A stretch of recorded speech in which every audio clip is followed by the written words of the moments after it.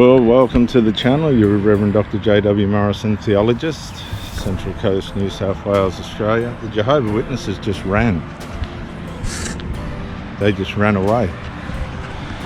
And I don't blame them, I suppose. They know I know about their organisation, how evil and corrupt it is, how wicked it is. On this beautiful day at Gosford.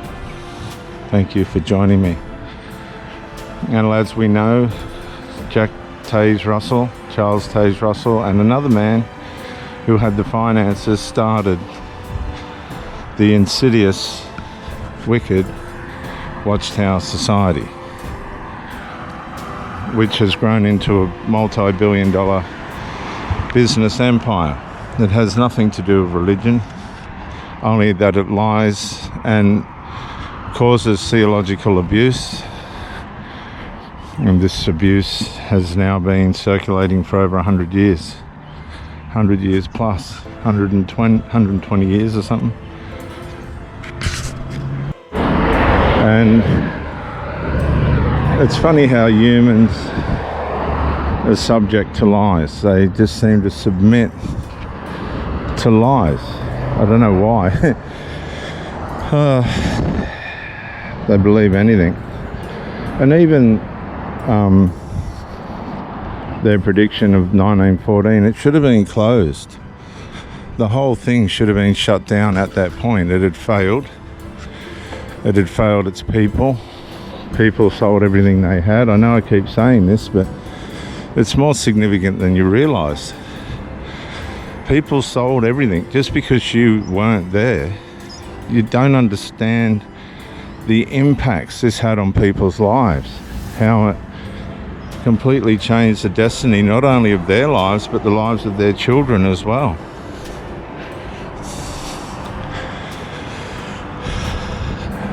They sold all their belongings, donated it to the Watchtower. I don't know why they donated it to the Watchtower. The world, there wasn't going to be much the Watchtower could do with it if the world was going to end. They donated it to the Watchtower, all their children's inheritances. Can you imagine the humiliation on those parents when the world didn't end and now they got no inheritance for their children or anything? Just the humiliation, the sheer embarrassment. Hey mate, the sheer what's it? How demoralising that was for them. It was everything they had gone, having to restart from nothing while the Watchtower goes on. It just goes on without them. People committed suicide. People hung themselves, as it were. In many cases, cyanide was around then.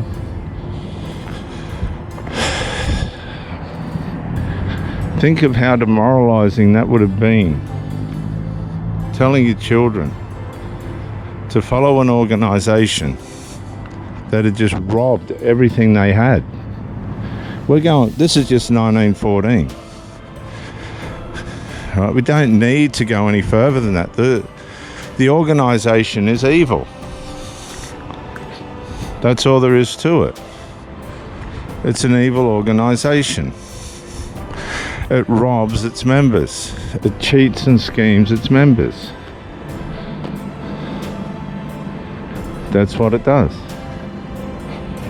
It lies to the people in it. It always has and it always will. They all end up in sexual abuse one way or another. We can make excuses, but there aren't any. Why bother? The Jehovah's Witnesses ran this morning when they saw me coming in on the paddleboard. They ran. They left the area because they know I'm going to ask them about Tony Morris. If they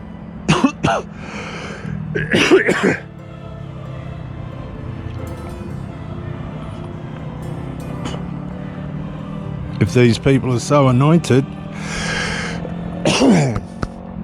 if these people are so apparently anointed, excuse me, why are they getting chased on sexual abuse charges? Why are people hunting them for rape? Because that's what theological abuse does. Theological abuse turns people to sexually abuse. If you can get away with theological abuse, which is the highest form of deception, representing God in the wrong way,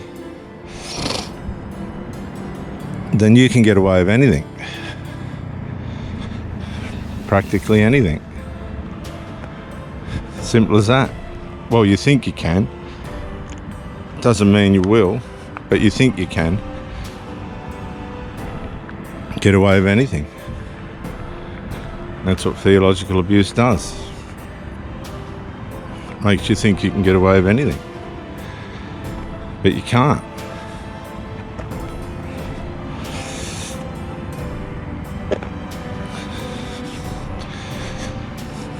Way back in its inception. This is what I mean. You don't need to go any further than when it all started. The money grabbing, the laundering of money in the name of religion, the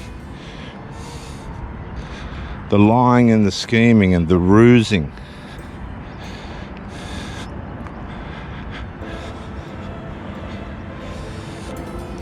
Charles Taze Russell ended up in bed with one of the servants in his house, and one of the most savage and severe divorces took place when his wife decided that it was time for this dirty old man to go. Women don't like it when you sleep with other people. Hello? Is anybody there? Women don't like it.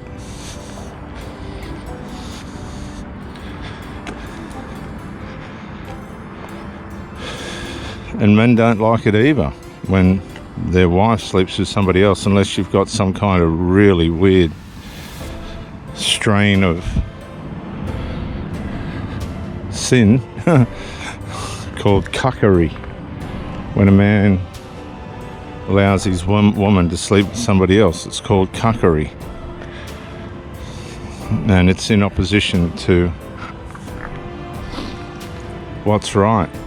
It's just the severe form of, oh well, I'm not gonna, you study it yourself, cuckery. Charles Taze Russell, humiliated and completely psychopathically, she had a psychological collapse. I can't remember her name, so I won't quote it. It was Mary Ann or Elizabeth or something. Somebody might comment on that. Charles Taze Russell's wife. She pursued him with such diligence and viciousness that he took an offer and they divorced. There was question that the young girl that he was involved in the house was going to take him up on sexual abuse charges, but they dropped. I saw a snippet of that somewhere. Charles Taze Russell's life, in the end, was no different to that of a criminal on death row. He violated everyone around him. His lies spread across the world and people believed them. His magazine, his propaganda was no different to that of Goebbels, who was the propaganda person for Hitler. Goebbels. And these people were highly organized cult leaders. And the fruit of it proved what they were. I don't know why people bother to go past 1914. 1914 was when any integrity left in that cult was gone. And here in 2023, you still have people meandering around with their carts. This is how stupid and naive humans are. They just meander around with their carts, advertising the cult like they're completely ignorant. They are completely ignorant. They're completely stupid.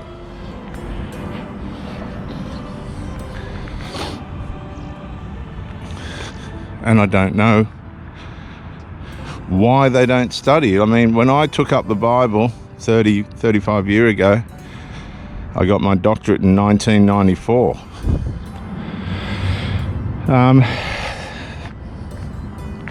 My object was to prove the Bible itself wrong.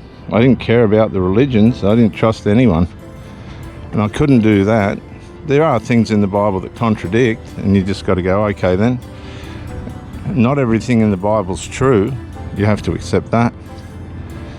But to go to the lengths of what the Watchtower has, right, and people to say that Jesus is Michael the Archangel, they're going to kick you out of most Bible colleges if you bung that on. They're just going to kick you out. That's narcissistic. That's not rehabilitatable. That's going to take a severe hell load of therapy and self-revelation to come out of that idea that Michael is Jesus. Michael is Jesus? Come on. That's like, as I always say, that's like saying Elvis Presley is Michael Jackson. No. So how people still believe and follow this wicked organisation just goes to show you how stupid and naive these Jehovah's Witnesses are. And there they are there, camped outside the pool.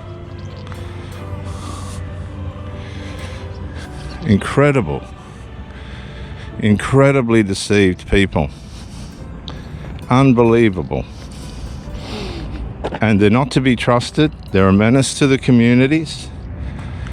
They're peddling lies. Blatant lies. Horrible lies. Unbelievable, despicable lies. Apparently in the name of Christianity. Well, no.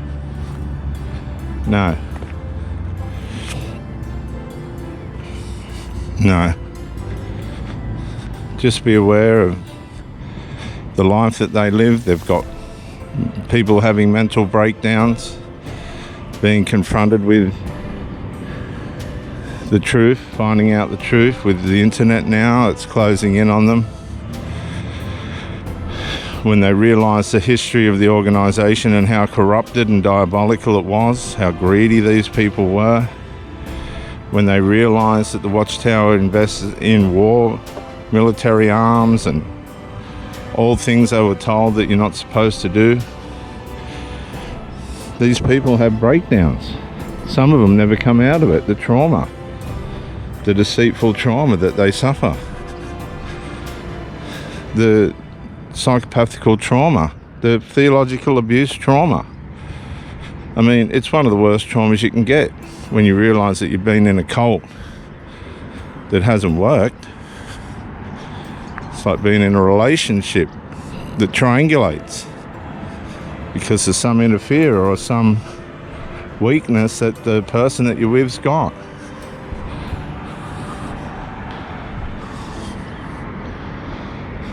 You suffer trauma, you suffer psychological trauma, and it hurts. It hurts. You might not come back. Where's your mum? She's passed. Oh no, did she? Yeah. She fought to the end, that woman. Yeah. Oh mate, I watched her punching the pavement. God bless, mate. She was an inspiration, that woman.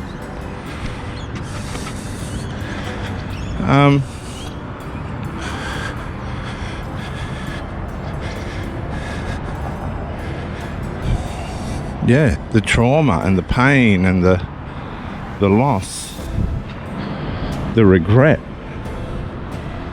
the sense of betrayal, trusting an organization that was just never gonna produce anything good. It's like being involved with somebody that just ain't gonna get it right, and they drag things on only to wear you out, only to suffocate the good that you want to do. I mean, it's one thing for somebody to be unable to perform in a relationship satisfactorily. It's another thing for somebody to try and disable what you are required to do within a relationship. And that's how people try and demasculinize you. They don't need your input. They're getting that input off their children, adult children, etc. If you're just a supply for sex, you're with the wrong person, unless you're bent and twisted yourself. And you'll watch these people degenerate back to that, like the Jehovah's Witnesses. They degenerate back to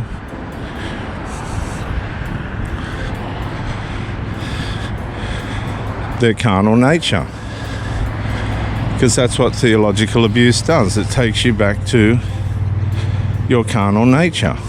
It's just what it does. You return to your carnal nature. It all looks good on the surface. Like even the Christians end up with this when they overdevote themselves to God. You end up back in your carnal nature, the opposite of what you were supposed to be. You end up corrupted. Your devotion betrays you. That's what it does. Because there's some things you're just not supposed to be devoted to. There's some things you're just not supposed to give your loyalty to.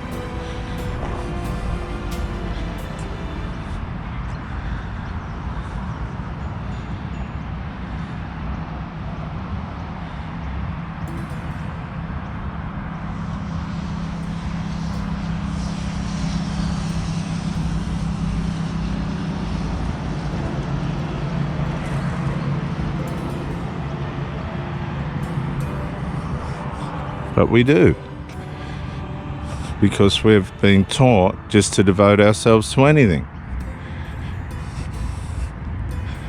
That's what we've been taught.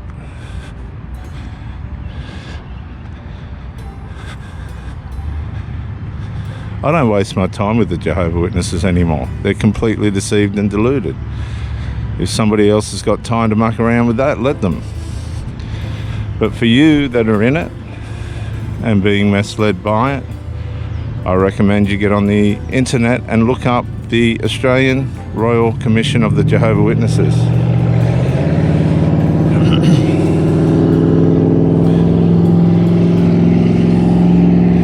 Where they were completely and utterly exposed. Their lies, their deceit, the way in which they abuse children sexually. You think about it, those children have a right